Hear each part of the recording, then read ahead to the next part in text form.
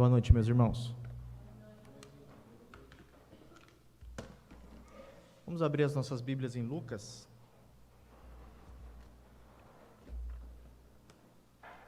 Capítulo 23, verso 44 ao 48.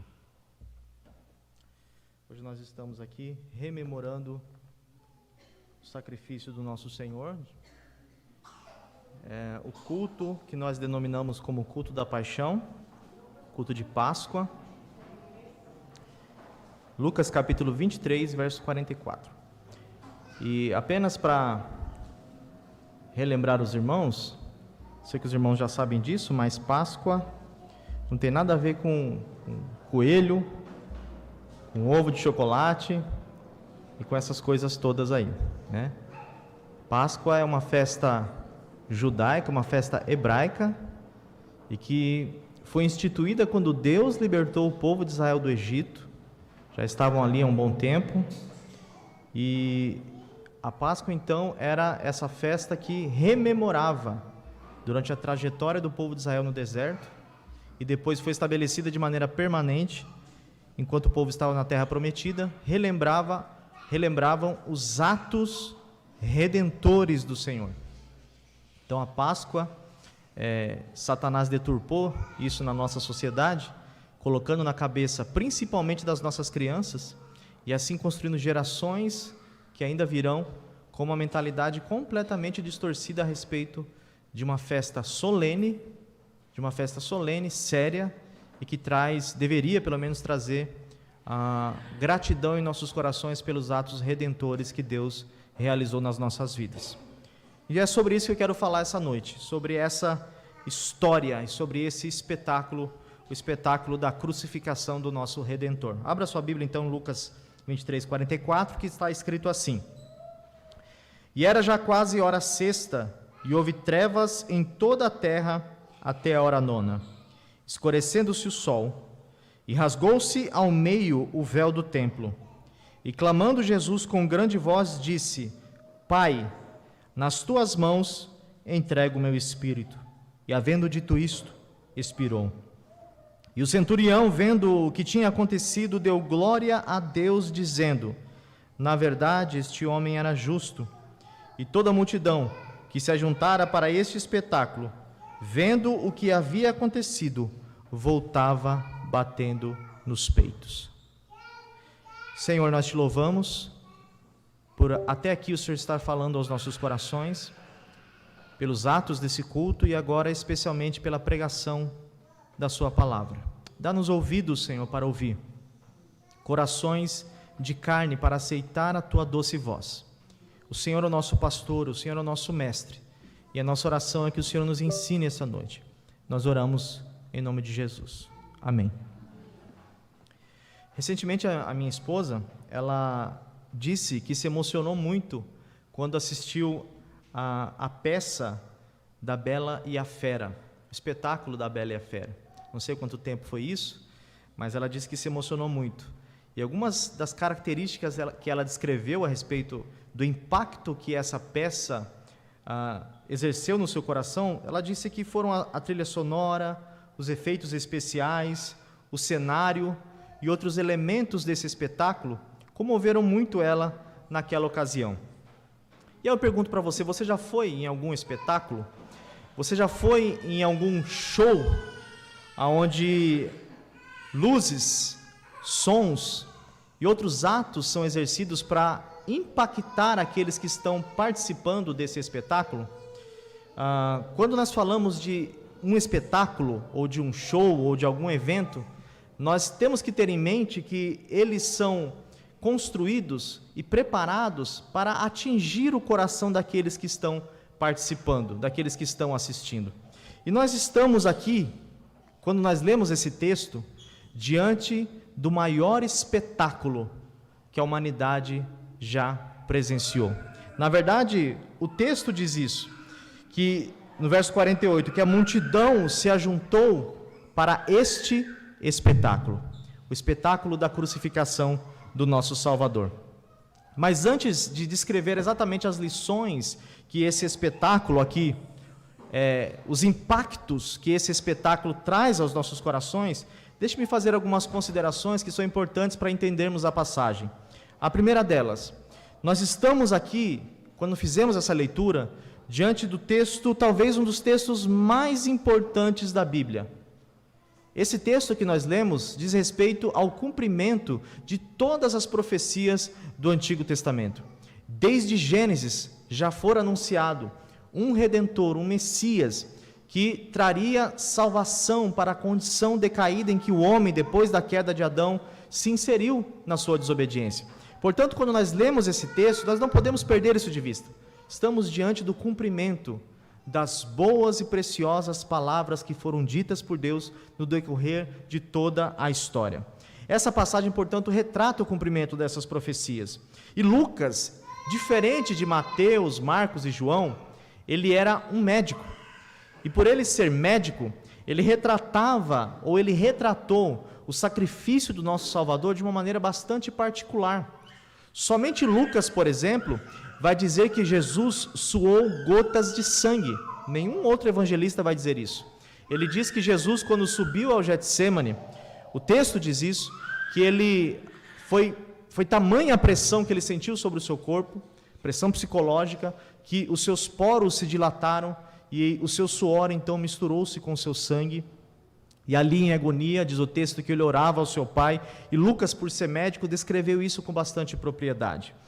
Portanto, quando nós lemos esse texto, de maneira geral, nós temos que entender que o objetivo da passagem, você pode estar perguntando, mas o que esse texto quer nos dizer de maneira geral?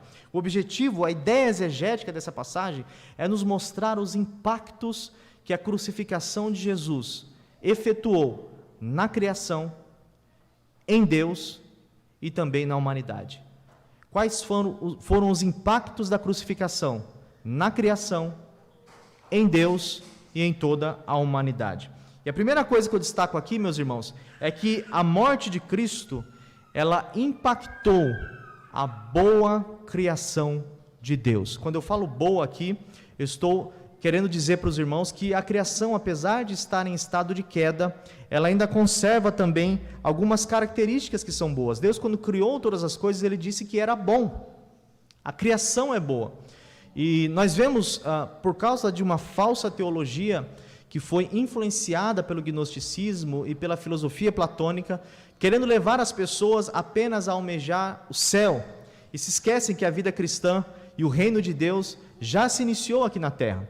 E, portanto, nós devemos desfrutar da boa criação de Deus também como uma bênção da parte de Deus. Comer, nos alegrar com os nossos familiares, festejar e participar daquilo que Deus criou com sua boa criação. E perceba, a primeira descrição que eu gostaria de fazer para os irmãos aqui, nesse primeiro ponto, a respeito da morte de Cristo impactar a criação de Deus, é que esse evento que nós estamos lendo aqui, que nós vimos desse texto, foi um evento histórico. Cristo não morreu em um mundo distante. Cristo não morreu, como dizem os liberais, na ideia dos hebreus, na ideia dos discípulos. A história que nós lemos aqui não é uma mitologia, não é uma história inventada para comover pessoas e mexer com o psicológico das pessoas. O que nós vemos aqui é um evento histórico. Lucas, por exemplo, faz questão de dizer, Lucas e os outros evangelistas, que Jesus morreu sob as mãos de Pôncio Pilatos. Pôncio Pilatos, que era um personagem histórico, o imperador do Império Romano, descrevendo assim que Jesus foi um personagem histórico. A nossa fé, observe isso, não é uma fé fictícia, não é uma fé mitológica. A cruz não é uma história para crianças. A cruz foi um evento que aconteceu na história da humanidade. A nossa fé é verdadeira e por isso nós podemos crer nas promessas que Deus nos fez. A segunda descrição que eu faço nesse primeiro ponto é que o texto diz que a própria criação, percebam aí, ela reagiu à crucificação do nosso Salvador. Lucas vai dizer que da hora sexta até a hora nona o sol se escureceu. O próprio astro-rei ocultou a sua luz diante da morte do Filho de Deus. Como eu já disse aqui, a boa criação de Deus está em estado de queda, e quando a criação presenciou a morte do Filho de Deus, ela mesma reagiu a isso, a ponto de o próprio sol não dar a sua luz. Mateus vai fazer uma descrição mais específica, ele vai dizer que houve um terremoto também com a crucificação do nosso Senhor. E não somente isso, ele vai dizer que com a morte de Jesus, muitos daqueles santos que estavam mortos ressuscitaram e entraram na cidade santa, glorificando a Deus. A criação tremeu diante da morte do nosso Salvador e Redentor Jesus Cristo. A criação, apesar de estar em estado de queda, o apóstolo Paulo diz em Romanos que ela está gemendo, aguardando a redenção do nosso Salvador. Quando a criação, meus irmãos, presenciou o Filho de Deus pendurado no madeiro, ela sabia que ali Deus estava dando início à restauração de todas as coisas. E assim como a criação reagiu ao pecado do primeiro Adão, os irmãos vão se lembrar que Deus, quando Adão caiu, ele disse que por causa do pecado de Adão, a criação agora produziria abrolhos, espinhos. Os animais ficariam selvagens, atacariam os seres humanos. Não precisa de teologia, não precisa de nenhum tipo de conhecimento acadêmico para perceber que as coisas estão fora de ordem. Qualquer filosofia, qualquer ser humano percebe que as coisas não estão do jeito certo. E nós vemos aqui a própria criação reconhecendo que a morte de Cristo era o início do triunfo do Deus que fez os céus e a terra. Há um conceito da teologia a respeito disso que nós chamamos de Christus Victor. O que isso quer dizer? Os teólogos vão dizer que a morte de Cristo não apenas propiciou a maneira como o homem pode ser aceito diante de Deus, mas a morte de Cristo, meus irmãos, observem isso, é a restauração de todas as coisas. A morte de Cristo é um evento, diz Palmer Robertson, um teólogo muito conhecido entre os presbiterianos, é um evento que se assemelha, ou na verdade é até maior, do que a criação de todas as coisas. Porque nesse momento aqui que nós acabamos de ler, Deus estava colocando, ou pelo menos iniciando, a colocar todas as coisas novamente em ordem. E por isso nós podemos dar glória a Deus, porque o reino de Deus já começou, o céu se escureceu, o sol não deu a sua luz, porque ele estava ali celebrando a morte do Filho de Deus, que um dia voltará para ressuscitar os mortos, onde estaremos para sempre com o Senhor na eternidade. Essa é a promessa que nós temos, aleluia, na palavra de Deus. N.T. Wright, um teólogo do Novo Testamento, diz assim: a nova criação, observe isso, é semelhante a uma barragem que está prestes a arrebentar. E quando isso acontecer, por ocasião da segunda vinda, todas as coisas serão transformadas. Deus vai invadir essa criação com a sua glória. Abacuque diz que toda a terra se encherá do conhecimento da glória do Senhor, como as águas cobrem o mar. Todo olho verá a glória de Deus. Aleluia. Todos nós presenciaremos a glória de Deus invadir essa criação. E não haverá mais dor, não haverá mais choro. O sol que escureceu nem mais existirá, porque a glória de Deus vai refulgir sobre a boa criação de Deus, e nós estaremos para sempre com Ele. Não haverá mais traição, não haverá mais mentira, não haverá mais doenças, não haverá mais solidão, não haverá mais tristeza, enfermidades, nada disso, pois estaremos na boa criação de Deus. John Piper diz o seguinte: a morte de Jesus foi a derrota decisiva do príncipe deste mundo, o diabo.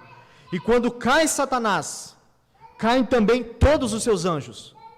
Todos receberam um golpe mortal da derrota quando Cristo morreu.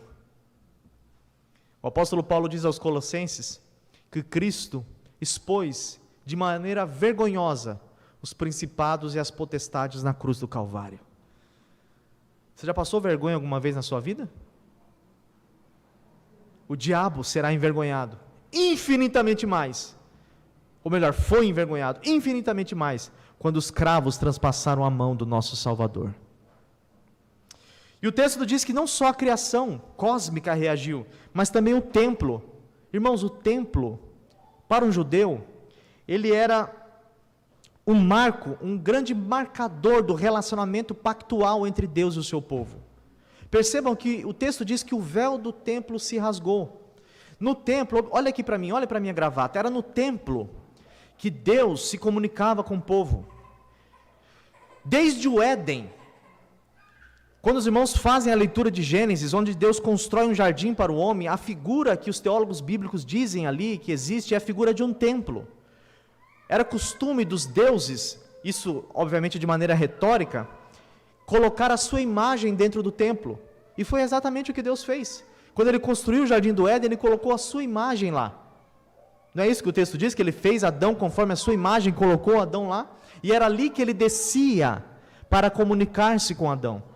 E quando nós vemos, por exemplo, no tabernáculo no deserto, quando Moisés constrói o tabernáculo por ordem de Deus, o que acontece na inauguração do tabernáculo? A Bíblia diz que a kavod de Deus, a shekinah de Deus, ela desce sobre o tabernáculo. O que acontece quando Salomão constrói o templo? A Bíblia diz que na inauguração do templo, a glória de Deus também desceu sobre o templo de Salomão. O que acontece depois no templo de Zorobabel? Quando o templo de Zorobabel é construído, e os judeus começam a ver que o templo não se comparava com o templo de Salomão, muitos deles começavam a chorar, dizendo assim, esse templo não tem como comparar-se com o templo de Salomão, por causa do seu tamanho, da sua majestade. Aí o profeta se levanta e diz assim, não se preocupem, porque a glória da segunda casa, não é isso que o texto diz? Será maior do que a da primeira. E eu pergunto para os irmãos, em que momento foi que a glória de Deus entrou no templo de Zorobabel? Em momento nenhum. O templo de Zorobabel foi construído, mas não houve glória. E depois o templo foi destruído novamente, foi reconstruído por Herodes, e não houve glória. Do que o profeta está falando? Lembra-se quando Jesus estava com seus discípulos no templo, e ele disse assim, os discípulos disseram para ele, mestre, veja quantas grandes pedras existem aqui. E Jesus diz assim, não ficará pedra sobre pedra. Eu derrubarei esse templo. Em 3 dias eu vou reconstruí-lo. Não é isso que Jesus diz?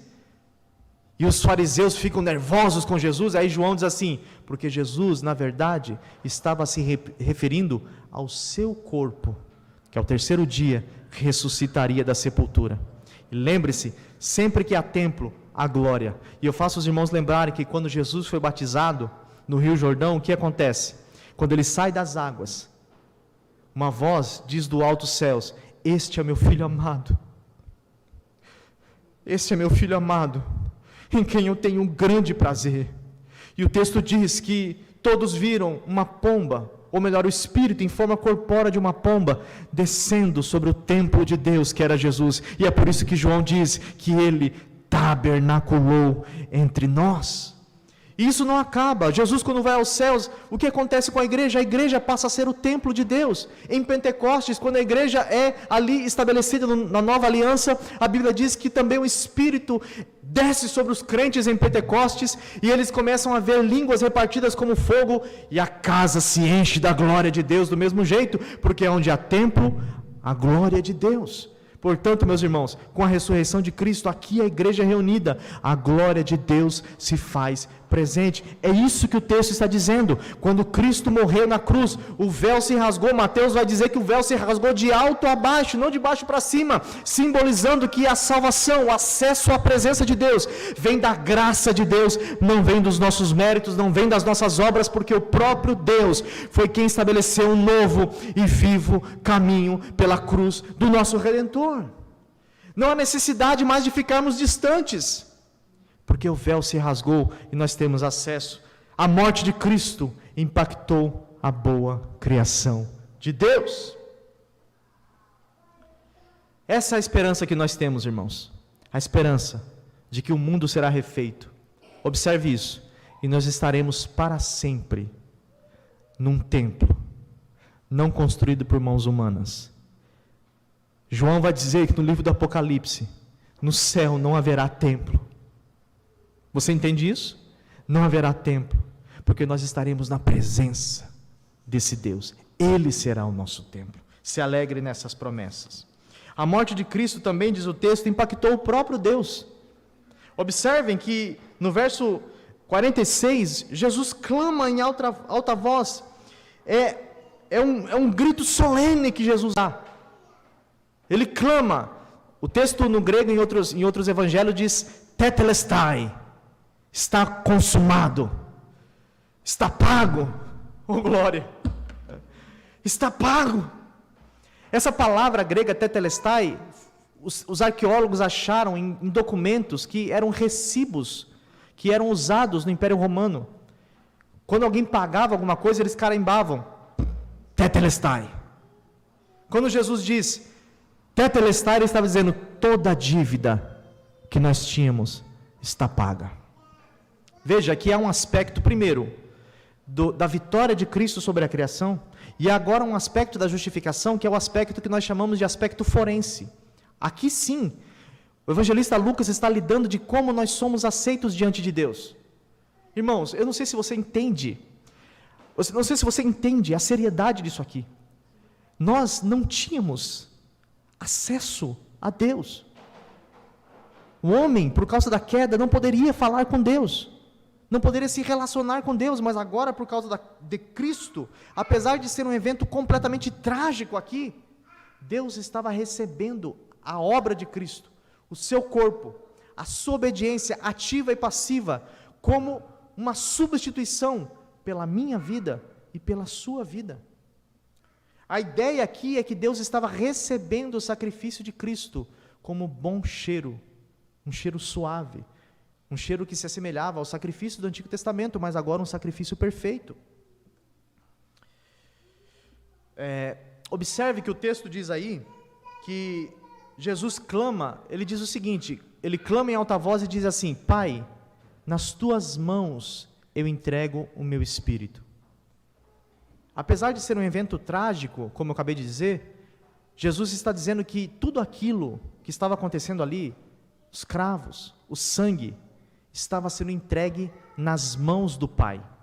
E é isso que o apóstolo Pedro diz na primeira epístola, no capítulo 4, você não precisa ler aí, mas 1 Pedro, capítulo 4, verso 19, ele diz o seguinte: portanto também os que padecem, se referindo a nós, segundo a vontade de Deus, encomendem-se-lhe as almas, como ao fiel Criador, fazendo o bem. A palavra que aparece aqui, encomendar a alma, é uma palavra que é usada em contexto litúrgico, é oferecer a vida como uma dádiva, e era isso que Jesus estava fazendo, oferecendo a sua vida como um sacrifício substitutivo, porque quem deveria estar naquela cruz não era ele. O texto diz aqui, não sei se você se atentou, mas que o centurião e os judeus que ali estavam, a multidão, disseram que ele era inocente, ele não merecia estar ali. Cristo não cometeu, como diz Isaías 53, que nós lemos, nenhuma transgressão. Como uma ovelha muda, ele foi levado ao matadouro, em silêncio. Tentaram armar para ele por várias vezes, e ele não cometeu pecado algum. O autor aos Hebreus diz que nós não temos um sumo sacerdote que não possa se compadecer das nossas fraquezas, mas um em quem tudo foi tentado, mas não cometeu pecado algum. O seu Cristo é o Rei dos Reis e Senhor dos Senhores. Ele é o herói dos heróis. Ele é a pessoa que nunca cometeu pecado nenhum. E é por isso que nós podemos confiar de que o seu sacrifício foi aceito pelo Pai. Veja, os sacrifícios da antiga aliança, eles não podiam perdoar pecados. E é isso que o autor aos Hebreus diz. O autor aos Hebreus diz que os sacrifícios da antiga aliança eram como colocar os nossos pecados por debaixo do tapete. Eles apenas aplacavam momentaneamente a ira de Deus. É por isso a necessidade de oferecer sacrifício o tempo todo. Eu estava brincando com o pessoal na sala de catecúmenos, que o sacrifício da antiga aliança devia ser uma coisa muito triste, porque pense, você chegava com o seu animalzinho, o seu cordeiro, e você ia lá na frente de todo mundo via, porque dependendo do tamanho do animal, todo mundo sabia o tamanho do seu pecado, né? Quem levava um animal grande falava, esse aí pecou a semana inteira, está perdido. Quem levava um animalzinho pequeno pensava, esse aí é santo, ou pecou menos. Era feito de maneira pública. E quando alguém oferecia o seu sacrifício, e quando ele virava as costas, ele pecava. Ele já tinha que preparar novamente um novo sacrifício, para oferecer de novo, e de novo, e de novo.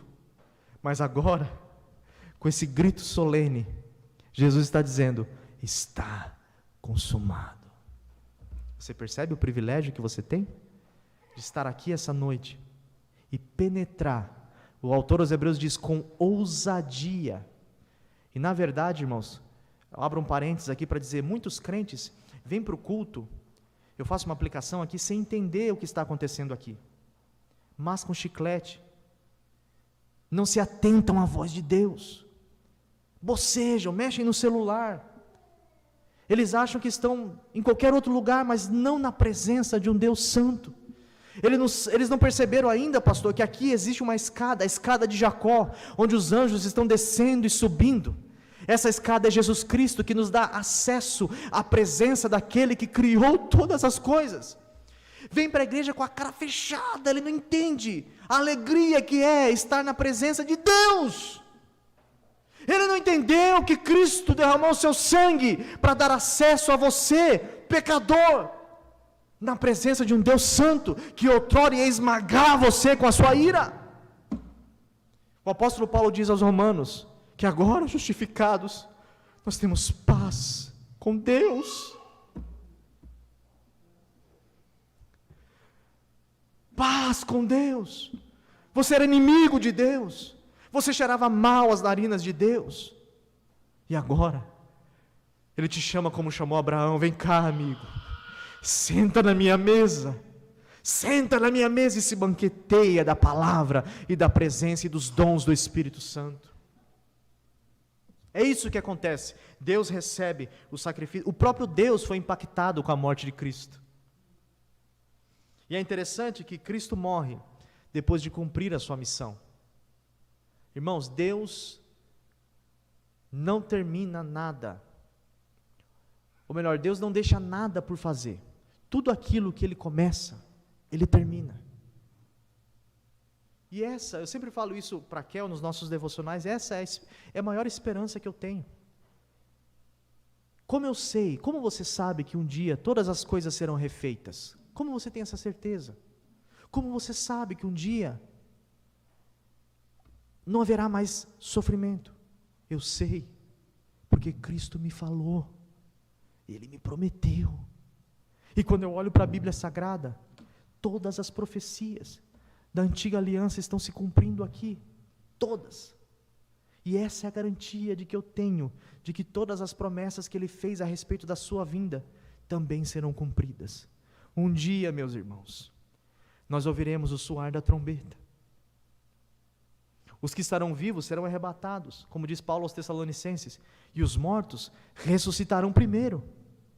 E o Senhor restaurará a sua boa criação. O apóstolo João, não sei se você consegue imaginar comigo, eu tenho uma mente muito mirabolante, eu começo a imaginar. João diz que a nova Jerusalém, ela desce do céu, adornada como uma esposa preparada para o seu esposo. Eu não sei exatamente como vai ser, mas parece que eu consigo contemplar a glória de Deus enchendo, invadindo esta criação e refazendo todas as coisas, e Cristo vindo com miríades de anjos, separando para a sua esquerda aqueles que viveram na sua vida de pecado, e à sua direita Ele vai dizer: vinde, benditos do meu Pai, possuí por herança o reino que vos está preparado desde a fundação do mundo. Venha, entre no gozo do teu Senhor, e nós celebraremos por toda a eternidade na presença desse Deus, porque esse sacrifício foi aceito pelo Pai como um sacrifício perfeito. E a morte de Cristo, para concluir aqui, também atinge a imagem de Deus, e aqui é o centro da mensagem desta noite. A morte de Cristo atinge a criação foi impactada, Deus foi impactado, e agora a própria imagem de Deus, que é o ser humano. Irmãos, se atentem para o texto aí, e percebam, no verso 47, que o centurião, diz o texto, vendo o que tinha acontecido, não é isso que diz o texto? Verso 48 também, e toda a multidão se ajuntando para esse espetáculo, vendo o que havia acontecido. Lucas repete 2 vezes, vendo o que havia acontecido, era um espetáculo. Na verdade, a maneira como os romanos articulavam a crucificação era para ser um show mesmo, um espetáculo, para as pessoas se divertirem com os criminosos, mas mal sabiam eles que eles estavam crucificando o Filho de Deus. Quando houve tremores, quando os mortos ressuscitaram, a Bíblia diz que eles, vendo o que havia acontecido, eles se arrependeram pelo que haviam feito. E eu, com esse ponto, eu gostaria de destacar que na cruz, nesse ato, Deus estava agindo na história. O nosso Deus, observe isso, não é um Deus distante, como os deístas dizem. Século XIX, século XX, melhor dizendo, século XIX, século XX, isso ficou em moda. Na verdade, existe muito disso hoje, de pessoas que colocam Deus de uma maneira tão distante, que Ele não está preocupado com o que está acontecendo com os seres humanos. Na verdade, reverendo, existem crentes deístas, são chamados de deístas quentes. Sabe o que é isso? Eles dizem que Deus é como um relojoeiro, criou o mundo, deu corda e deixa o mundo ir.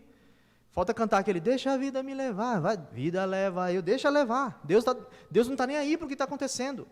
Ele acha que Deus está tão longe, que Deus não está preocupado com as mentiras dele, que Deus não está preocupado com a imoralidade dele, que Deus não está preocupado com a maneira como ele usa o dinheiro, que Deus não está preocupado com a maneira como ele lida com o seu cônjuge, que Deus não está preocupado com as coisas que ele vê na internet. Ele acha que Deus está lá no céu e ele está aqui na terra. Mas esse texto aqui nos mostra que Deus entra na história, na criação, e começa a agir, refazendo todas as coisas. A cruz, como dizem os teólogos bíblicos, é Deus agindo na história por intermédio do seu Filho, refazendo todas as coisas. Deus está então agindo na criação. O Evangelho é esse testemunho do que Deus está fazendo na criação por intermédio de Cristo. E esse texto aqui enfatiza como não só os judeus estavam recebendo e sendo impactados pela crucificação, porque o centurião não era judeu. O termo centurião era porque ele era um chefe de 100 soldados romanos. Ele era um pagão. Quando ele viu Jesus ser crucificado, o texto diz que ele deu glória a Deus. Um gentil. A cruz de Cristo estava alcançando todos os reinos do mundo. Ele deu glória a Deus pelo que havia visto ali, reconhecendo Cristo como Filho de Deus. E percebam aqui, nessa passagem, o objetivo de Lucas é nos mostrar qual é o centro, o objetivo da morte de Jesus. É dar glória a Deus. Tem um pastor, entre aspas, que está pregando por aí, que você é o centro do coração de Jesus. Já viu isso? Você é o centro do coração de Jesus. Tudo que Deus fez, Ele fez para você se sentir bem. E as igrejas estão aderindo a esse tipo de teologia. São igrejas chamadas igrejas amigáveis, igrejas que toleram pecados, igrejas antropocêntricas que exaltam a figura humana. Esse texto nos ensina que a morte de Cristo, apesar de ter um objetivo de salvar o ser humano, primariamente, o objetivo é dar glória a Deus.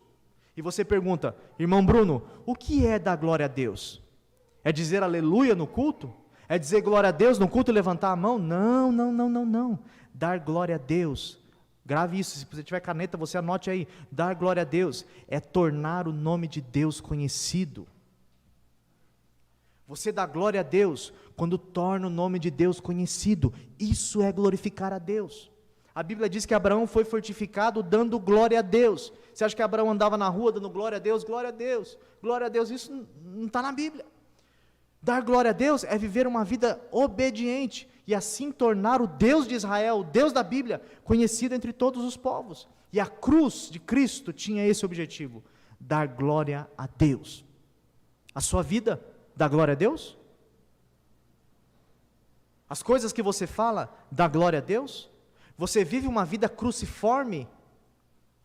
Uma vida, quando as pessoas olham, assim como os profetas, diziam, eis aí um santo homem de Deus, eis aí uma mulher de Deus, porque a vida dela dá glória a Deus. Esse era o objetivo da crucificação. E o texto conclui, irmãos, dizendo que a multidão, de maneira geral, ela se arrependeu.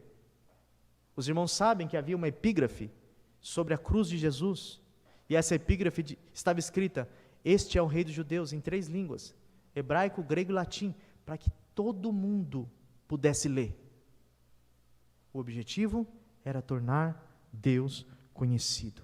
E assim, o texto diz que toda a multidão, se reunindo para esse espetáculo, batia no peito. A multidão aqui, a palavra, é um sinônimo para os judeus aqui. Por isso a expressão bater no peito, né? O judeu, diferente de nós, nós hoje, por causa do avanço da ciência, a gente acha que né, pela ciência, que as nossas emoções estão no cérebro, né? Apesar de alguns mais românticos dizerem: que dor no coração, né? Meu coração derreteu. Mas a gente sabe que é o nosso cérebro que identifica as coisas. Mas o judeu entendia o coração como a sede das emoções. Bater no peito era sinônimo de tristeza. Só há um outro texto além desse que diz que um outro homem bateu no peito, que é na parábola do rico e do Lázaro. Quando o texto diz que o Lázaro, ou melhor, do fariseu e publicano, quando o publicano orava, a Bíblia diz que ele batia no peito, arrependido, dizendo: Senhor, tem misericórdia de mim, pecador. Bater no peito era sinônimo de tristeza, de arrependimento, porque a morte de Cristo, ela nos constrange. É esse o objetivo de Lucas, dizer, quando eles contemplaram aquele homem franzino, com seu rosto ensanguentado, os irmãos sabem que o tecido da cabeça, ele é muito enrijecido de sangue. A cruz que colocaram sobre a cabeça do seu Salvador, cada espinho tinha cerca de 10 a 12 centímetros de comprimento, cravados na cabeça de Jesus. O sangue que jorrou provavelmente cobriu o rosto do mestre. Na noite anterior, vocês sabem, bateram em Jesus com um açoite chamado azorrague. O azorrague era uma peça que tinha um pedaço de madeira, de pau, com tiras de couro, e nessas tiras de couro na ponta tinha pedaços de dente de animal ou chumbo. Quando batia nas costas, era uma 40 - 1, 39 açoites. Quando batia nas costas de Jesus, provavelmente pedaços de carne voavam pelo ar. Muitas pessoas nem aguentavam ir para a cruz, morriam ali, diante daqueles flagelos. Por isso que eles nem açoitavam todos. Eles açoitavam Jesus porque os judeus solicitaram, pediram que batessem nele.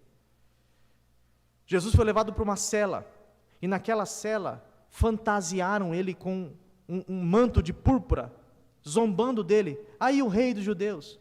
Colocaram um capuz sobre a cabeça de Jesus e batiam com um pedaço de pau, e davam murros na sua cara, e diziam: profetiza, tu não és profeta?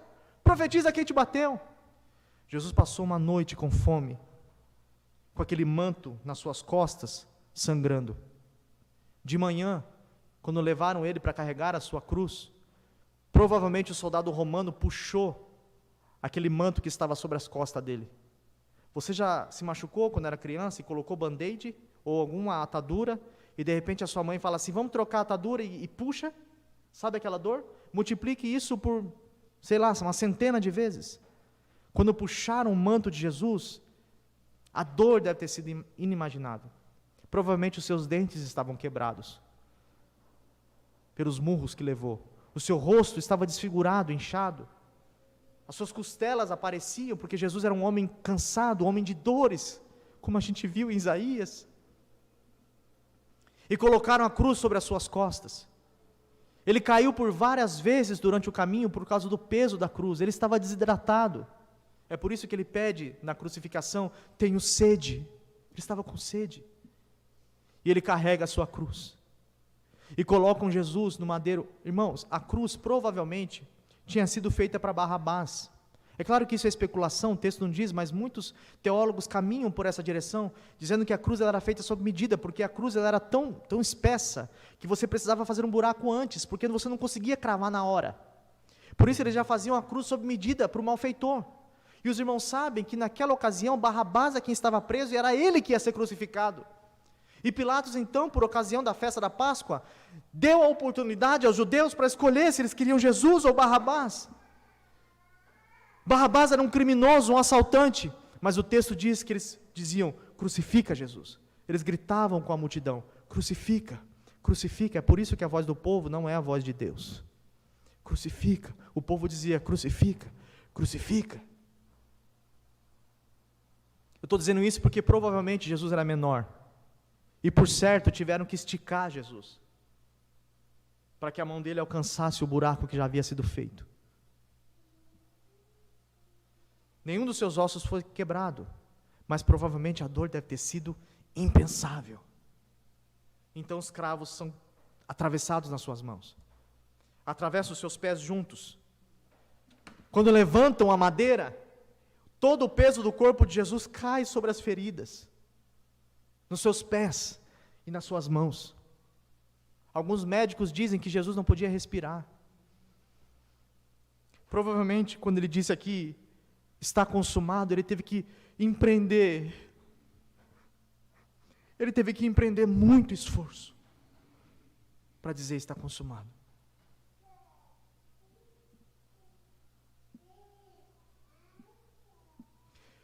E é isso que João quer que a gente sinta, que a gente bata no peito. Você entende isso? É isso melhor que Lucas quer que a gente sinta, que a gente olhe para a cruz, como a gente cantou aqui, eu olho para a cruz, eu contemplo a cruz, e eu me arrependo dos meus pecados, eu reconheço que eu sou um miserável pecador, e que tudo aquilo foi por um amor que a minha mente não consegue compreender, que tudo aquilo foi por um ato redentor, que nenhum homem nessa terra seria capaz de fazer, que nenhum dinheiro fosse capaz de comprar, e que nenhum bem terreno seja capaz de suprir. Rememorar a morte de Cristo, como nós estamos fazendo aqui hoje, irmãos, deve golpear os nossos corações. Nosso coração deve arder de devoção a Deus. As flechas do amor de Deus devem transpassar o nosso coração.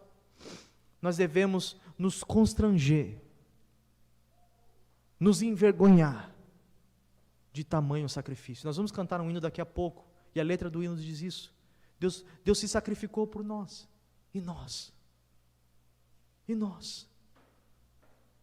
O que temos feito por Ele? O Evangelho diz assim, eu gostaria que fossem palavras minhas, mas não são.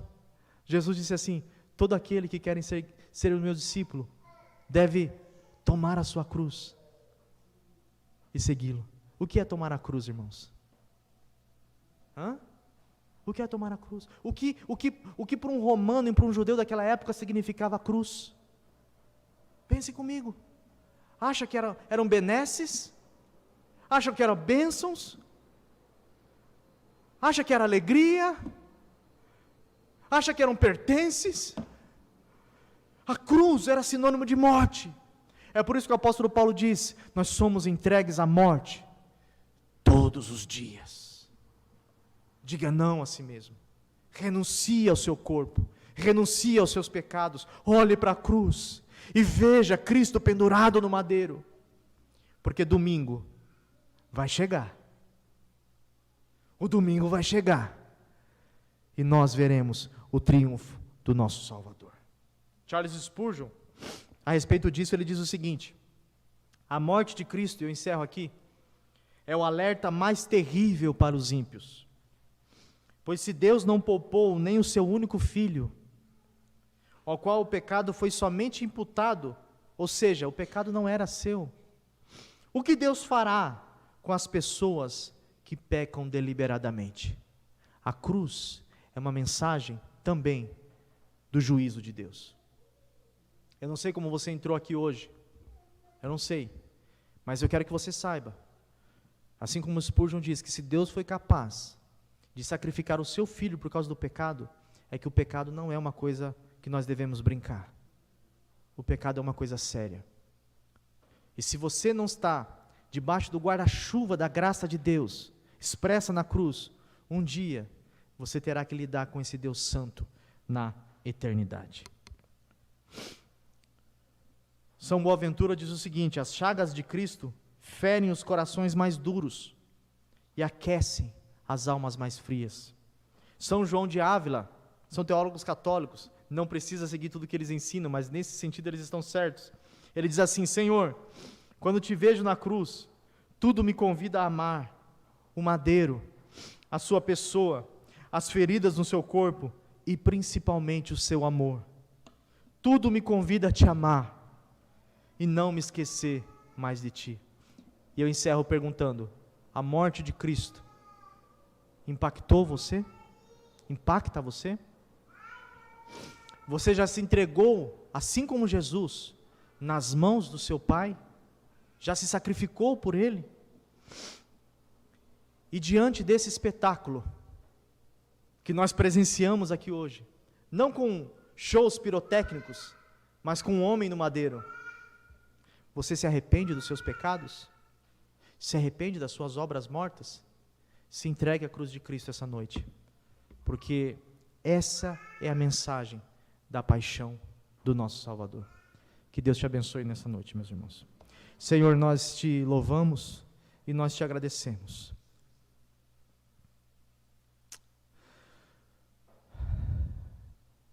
Faça-nos te amar, ó Deus. Aquece os nossos corações com a chama de devoção a Ti. Nós não queremos relembrar a Tua paixão de maneira apática, fria, insensível, mas nós derramamos os nossos corações e entregamos o nosso coração frágil, pequeno, cheio de pecados, nas Tuas poderosas mãos esta noite, Senhor. Nós te agradecemos pelos cravos, te agradecemos pela cruz, te agradecemos pelo sofrimento que o Senhor suportou, te agradecemos por ter feito isso por nós, sem nós merecermos nem sequer respirar o Teu ar, ó Pai. Que amor é esse, Deus? Que amor é esse? Nos ajude, Senhor, a corresponder de maneira que agrade ao Senhor. Abençoa esta igreja, abençoa o restante das nossas celebrações deste fim de semana, Senhor, e que a Tua glória resplandeça no meio do Seu povo. Essa é a nossa oração, em nome de Jesus Cristo. Amém.